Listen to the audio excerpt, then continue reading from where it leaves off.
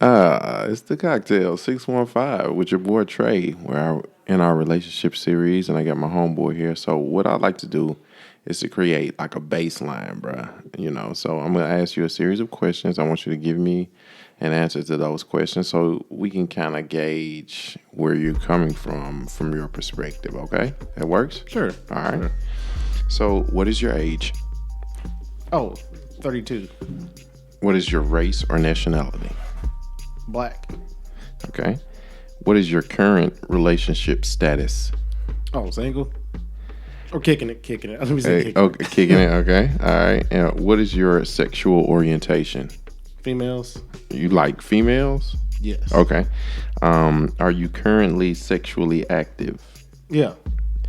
How many exclusive adult relationships have you had? And let's go from the age of 18. Um.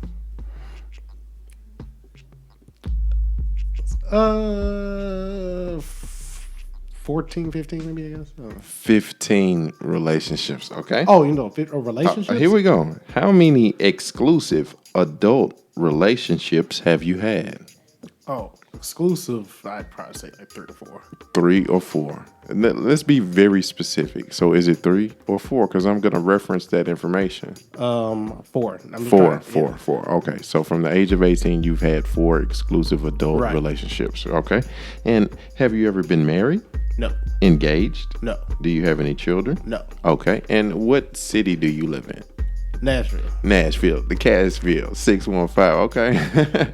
But I just wanted to kind of create that lens, if you will, that the reason that you're looking through relationships, a lot of that plays into it from, my perspective, what you've done, who you've done, how you've done it. It kind of plays a part as to say, this is who I am. This is why I am. Okay. Right. So, could you explain what do you see in front of you? Oh, a basket with folded pieces of paper, different colors, red, blue, pink, white, blue. So, what is your age? I am 35. What is your race or nationality? I am black. What is your current relationship status? I am single. Okay. What is your sexual orientation? I like men. Are you currently sexually active? Semi. What does semi mean? Not on the regular, just every once in a while. Okay. Have you ever been married? No. Engaged? No. Do you have any children? I do.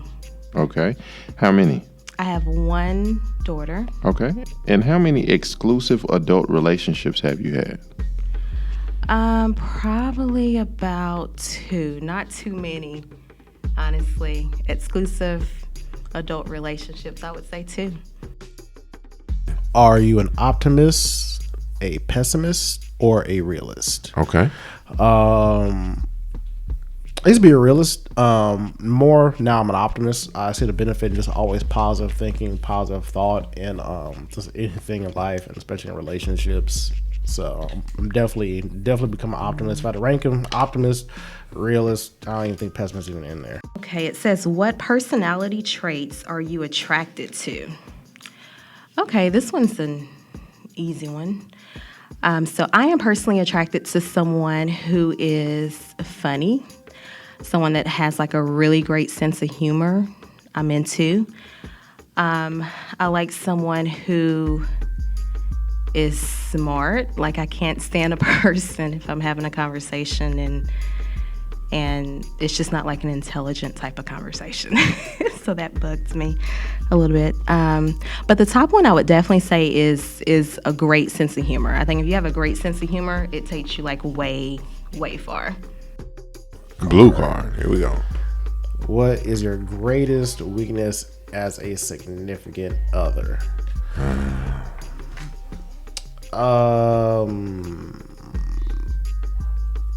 Probably, I guess, understanding other people's how other people's train of thought and thinking, I would say.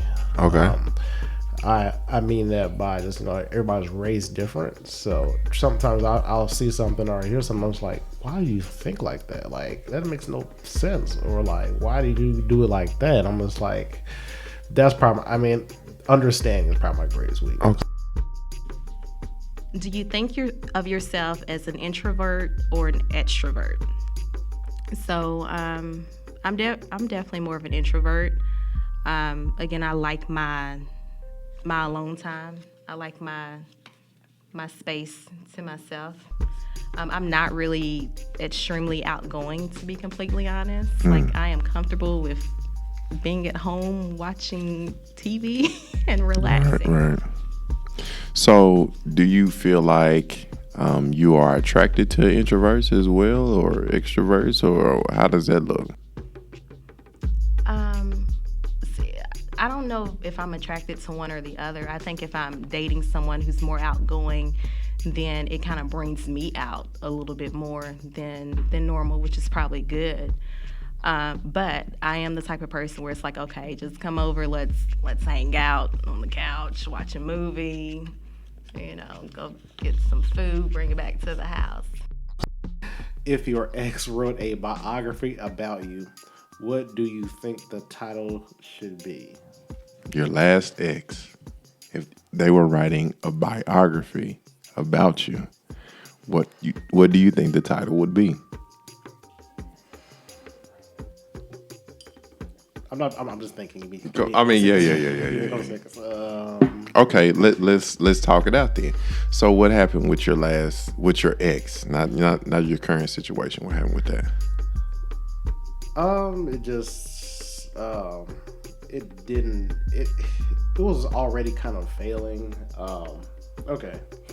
Just be honest. We'll be honest. All right. What did it for me is we didn't do any kind of sexual activity in 3 months. And for me, that was like, okay, what's going on? Get in the mic, though. You Ray Charles. Ray Charles. We didn't do any sexual activity in like 3 months or whatnot. I don't know. She had a death in the family, a real serious death, and I don't think she knew how to deal with that. And I think I wasn't equipped to, because I didn't understand that. Cause she lost her great grandmother. Okay. And see, all my grandparents died when I was in college. Okay. So I mean, I don't think she knew how to deal with that, and I wasn't at that age, or maybe my temperament, I wasn't patient enough to kind of just be for her there through that. I think that was the mistake on my end. Okay. But that's really what kind of like started the downpour, started the downturn in the relationship, where it's like, we're not doing this. I'm just like, I'm not at this point, I'm looking at other women. Okay. So I mean, that's kind of just, we just had a blow up, and I was prideful a bit. I didn't want to really talk about it like that. I understand how really important communication was, and I didn't want to talk about it. She didn't really want to talk about it, so that was really the end of it. Honestly. Okay, all right, cool. So based on that, what do you think that the title of the biography would be? Silence. Probably silence. Silence. This is another on the scale of 1 to 10. How about it? 10 being the high. How would you rate your physical appearance? This is kind of like okay. I would give myself a good 7 and a half. Okay, all right. But how do you define intimacy? That was the question. What would your definition of intimacy be? How could someone be intimate with you if they were asking you this question and you wanted to be with them? Right. Right. Let's take that perspective. So how would you define intimacy? I'd say caring and understanding the other person's needs, especially emotionally. I mean, just that in depth of or you can say being in sync with one another. Okay. That's how I would define it. Have you ever been intimate with someone you did not find attractive? If so, why? Okay, this is funny. Sorry, hitting the table. So I would say I did date a guy once that I did not find. That's not what the question said. It didn't ask you, did you date? Well, we were intimate. So we dated, went to intimacy. But this guy I did not find attractive at all, to be completely honest. But he pursued me like a great deal. To eventually I was like, okay, let's go out on a date. And so yeah, and I still didn't find him attractive after that. But I would say he's probably the best sexual relationship I've been in. Have you ever been intimate with someone you did not find attractive? If so, why? Jesus.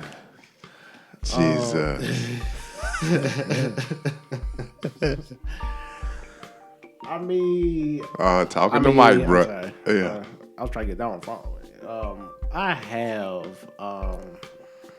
just because, honestly, it was a situation where I wanted what I want, and I really didn't, I didn't want to, have to deal with, her feelings. What is the perfect date, and what is the best date you have been on? Okay, so I guess I'll start with the best date I've been on. So for me, it's like really simple things. So like I met a guy. This is actually the father of my child. So when I first met him, I thought it was so convenient, which now looking back at it, he was probably a little cheap, but it is what it is. But he took me to the park and literally we walked around the park and talked for like hours. And I thought that was like a really great date. Because we just kind of like got to know each other. Sure. So I think that was probably like my best date, which I've had like really great dates where you go out, have a great meal and all that, but I wouldn't say those were my best. The ones where you're just like really getting to know a person, I would say is the best. So the park date was like pretty good. Okay. And a perfect date, I say something simple. I'm more of a fun type of person. So like the park, throwing a football, going to Dave & Buster's. Let me on. Here we go. What responsibilities do you take on when dating someone? It's so funny because we got on this topic at a place. Okay, here we go. No. Hold on to it. Yeah. So, what responsibilities do you take on?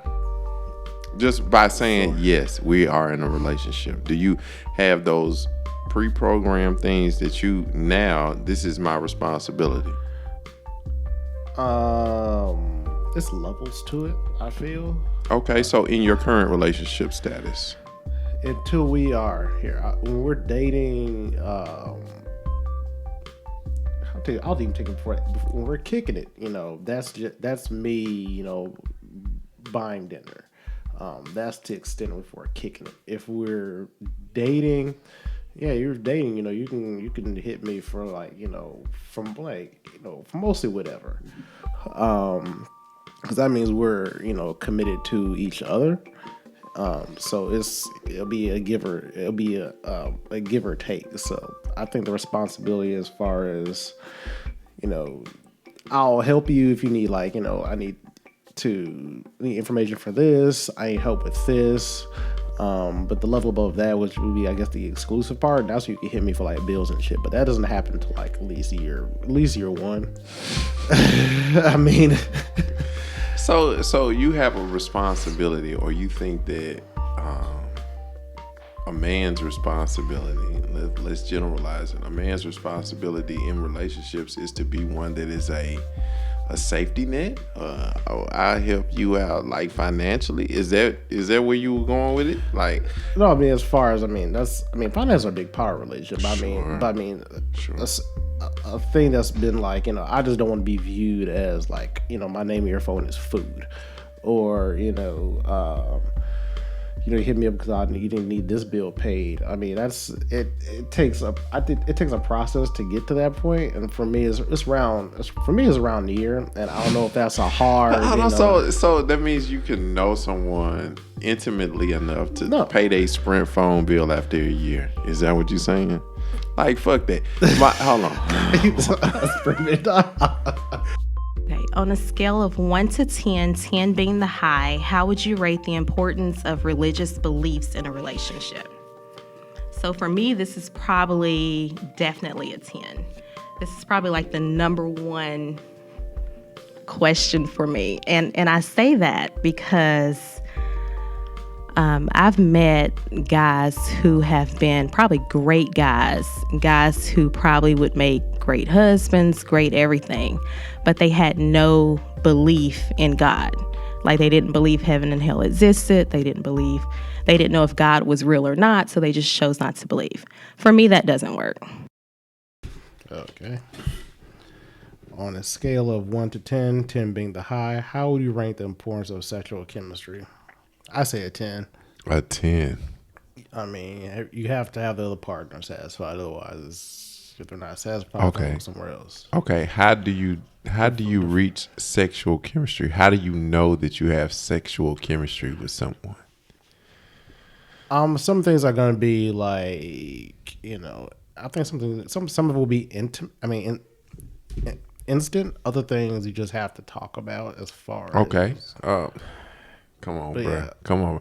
I think for me, sexual chemistry is realized after the third time that we have sex. Mm-hmm. It's like the first time, there's so many emotions about, oh shit, this is the first time I'm finna have sex with her. That's fair. This is the first time I'm finna feel like what she feels like. The second time, she has allowed you to come back, a repeat performance. So now you get to put down your real, good pieces, all of the shit that you got that you need to dust off to perform well. This is your opportunity. And if you get a third time, that means you've given her your best shot, and now she wants more. Now she is still involved with you, like on a long-term basis. Now, sexual chemistry is about being able to connect with someone on a physical playing field,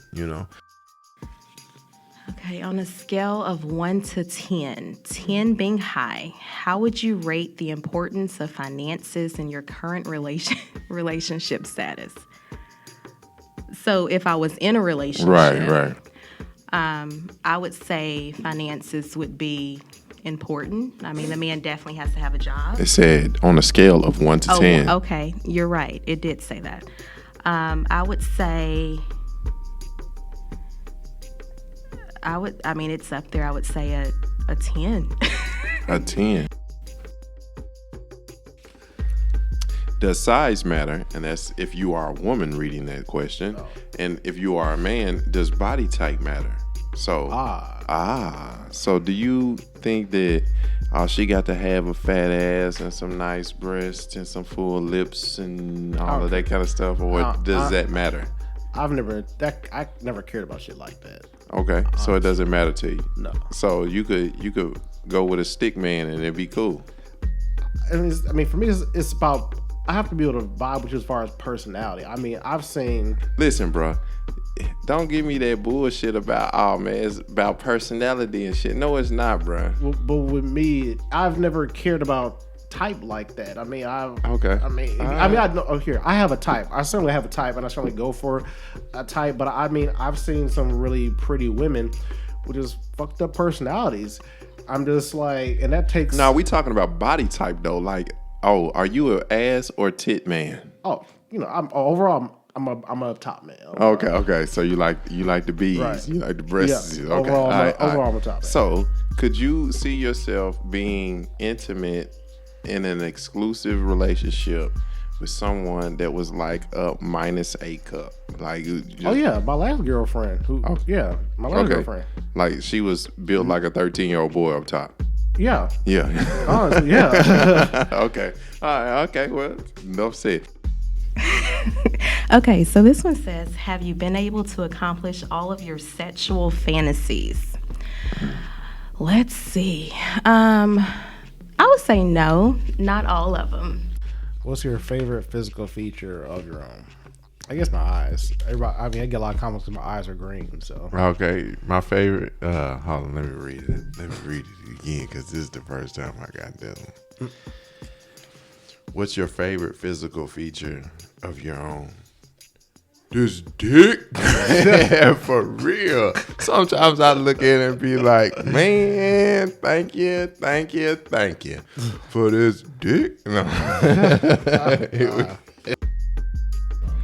What are your feelings on side pieces? Have you ever had a side piece? So, I personally, let me say this. I think all women have, sorry about hitting the table. I think all women have someone, not a side piece that's like sexual. Well, I can't say all women, but for me, Talk about you, yeah. For me, back in my day, when I was like dating someone, there was always probably somebody off to the side that I communicated with that could have been potentially something if this situation didn't work out, as bad as that sounds. Back in my day, it was definitely like that. Now that I'm older, though, I do not necessarily believe in side pieces. Like, I personally wouldn't have one. Anyone that I get into a dating relationship, like today, I would probably be dating for marriage. And if I'm dating for marriage, then I don't need like a little side. On a scale of 1 to 10, 10 being the high, how would you rate the importance of religious beliefs in a relationship? That's probably a bad question for me. No, it's not. Because I'm not really huge. As far as... Okay, so how would you rate it? It's a 1 for me, honestly. Okay. I can really respect someone else's religious beliefs. as long as you don't worship the devil, I'm cool with whatever you want to believe in. Okay, so it's not an issue if someone doesn't have a relationship with a higher power with you. No. Okay. No. Cool. For me, yeah, I think you have to be equally yoked. You can't date someone that is. I go to church on Sunday. I go to church on Monday to talk about what we did on Sunday. Then I go to Wednesday Bible study. Then I go to Thursday usher board meeting. Then I go to Friday supper meeting. Like, nah, you can't do that if that's not your life. You know what I mean? So if you need to have somebody that mirrors you in terms of your spirituality.